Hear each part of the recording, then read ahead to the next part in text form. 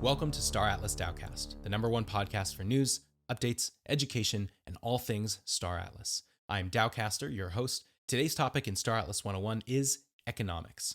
Now, if you're new to Star Atlas, I highly recommend you start at the beginning of the Star Atlas 101 series to get the full picture of the game. But for today, let's dive in. Today's topic is the economics of Star Atlas.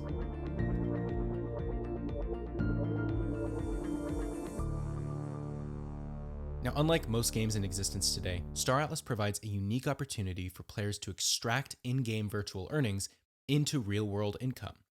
Where many game developers opt to monopolize asset ownership and distribution through restrictions on reselling, Star Atlas fully embraces the potential of owning your assets, or NFTs, and taking them off the Star Atlas marketplace to an external NFT marketplace to sell them.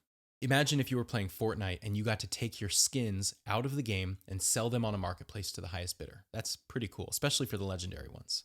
Now, whereas companies like Meta seemingly want you in the metaverse as much as possible, Star Atlas is different so far. The goal of the Star Atlas development team is to encourage the monetization of time spent in this virtual world and emphasize the ability for this monetization to transcend the metaverse into the real world. Digital assets owned always belong to the holder, and crypto assets earned can be converted into real-life currencies at insanely low transaction fees, or gas fees. The Star Atlas team believes that this is the model for the future of gaming. Now, a key driver of value within the universe of Star Atlas is the monetary reward system delivered via blockchain mechanics. A secondary goal of the development team, though, is to drive real-world human innovation and progress by leveraging this virtual world as an experimental sandbox for economic and governance research. Simply put, let's try out new government policies in the Star Atlas metaverse, and if they work, let's move them to real life. With that in mind, Star Atlas is driven by a dual token system with both the Atlas token and the Polis token. Atlas will serve as the native in-game currency within Star Atlas. Players will initially leverage Atlas to acquire digital assets such as ships, crew, components, land, and equipment. However, as in any real economy, a financial system is necessary to facilitate commerce, whether it be through NPC merchants or direct peer-to-peer transactions, so selling to computers or selling to other people. Now, Atlas is the main currency, so operating expenses such as personnel for mining equipment, fuel for ships, and repairs or damages will all need to be paid in Atlas. It'll also serve as the predominant currency within the NFT marketplace. Here's an important note, though. Unlike many projects in the crypto economy, the development team retains zero stake in the undistributed token supply.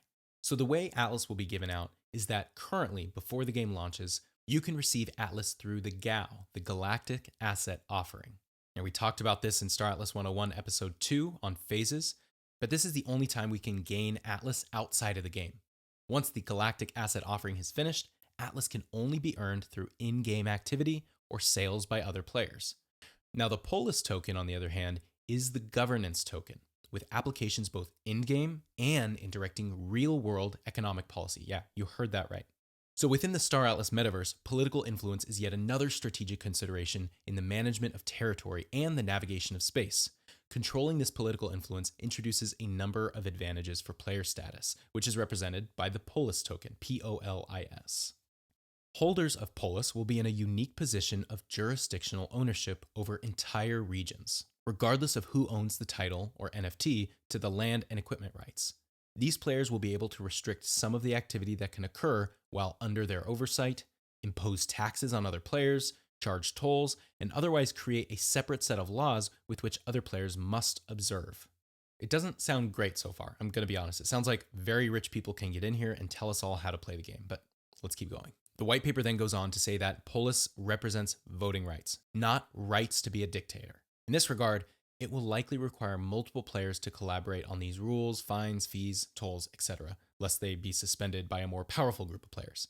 Now, being part of a decentralized autonomous corporation that runs things the way that you agree with will do well to take advantage of this tool. Now, in the real world, control of Polis will enable the gaming community to influence decision-making of the Star Atlas development team. This will follow a period of centralization of decision-making, likely 2 to 3 years of game development and balance. Basically, even the CEO has said, ultimately he wants the entire game to be run by players. All the decisions of the development team will be voted on by those holding Polis tokens. Now, currently it's going to be 2 to 3 years of game development of imbalance in a centralized form, so by the company themselves, but after the centralized period, Polis holders will be able to influence game economics like inflation rates, asset release schedules, game direction, and will otherwise provide some degree of ownership in development decision making. Now, Polis distribution will take effect in 2 phases. The first phase consists of a 20% sale of the governance token during the GAO, or the Galactic Asset Offering. Now, following the GAO, the exclusive ability to generate Polis relies on staking of Atlas currency. Atlas staking, or locking tokens to reap a reward like interest, will be delivered in browser while game development is in pre-production, and will subsequently be accessible in-game once version 1 of the minigame is released. Players should note, though, there is a trade-off that takes place to earn Polis. Atlas that is reserved for Polis rewards is not accessible for any other in-game requirement. In other words, a player can either stake Atlas or spend it, but not both.